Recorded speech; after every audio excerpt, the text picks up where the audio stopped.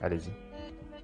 L'ordre du jour appelle l'examen du projet de résolution de mise en accusation devant la Haute Cour de justice de l'ancien ministre Ismaïla Madior Fall. Man nga ñu lire le rapport du projet de résolution.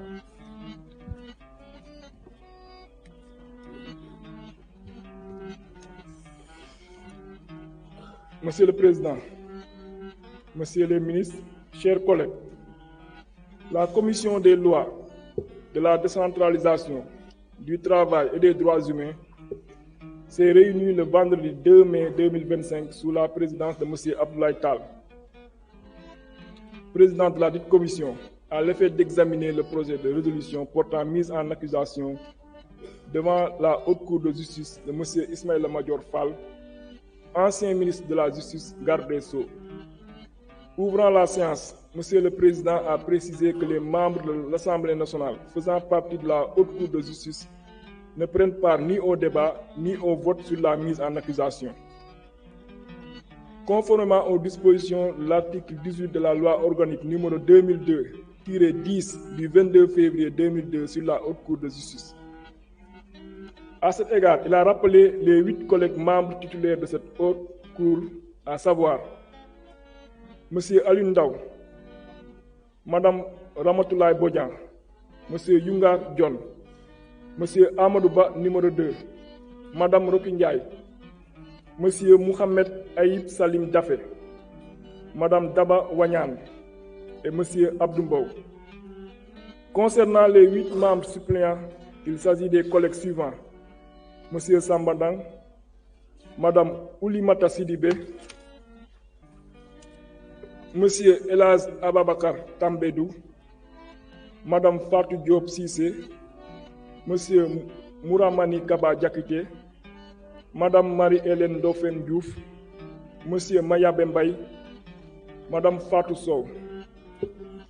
Monsieur le Président a ensuite informé que le président de l'Assemblée nationale a été saisi par M.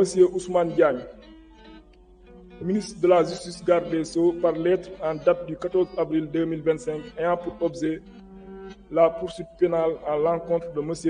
Ismaïla Madior Fall, ancien ministre de la République. Cette correspondance a fait état d'une enquête qui a été conduite par la division des investigations criminelles relativement à des malversations commises sur une partie de l'assiette foncière initialement affectée au projet de construction du palais de justice de Pikine-Guédiawaye.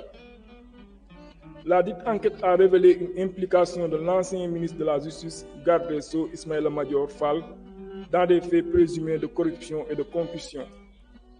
En effet, le directeur des constructions du ministère de la Justice à l'époque des faits, entendu par les enquêteurs, a précisé qu'une surface de 2075 m² était réservée à la construction du centre de surveillance électronique, tandis qu'un terrain de 8800 m² avait été attribué au promoteur immobilier chargé de la construction de l'infrastructure.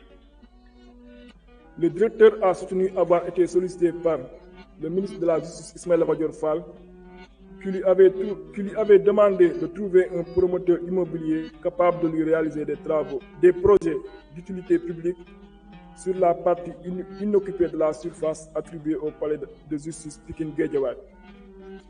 Poursuivant, le directeur affirma que le ministre avait privilégié pour le règlement des prestations offertes par le promoteur immobilier la datation en paiement.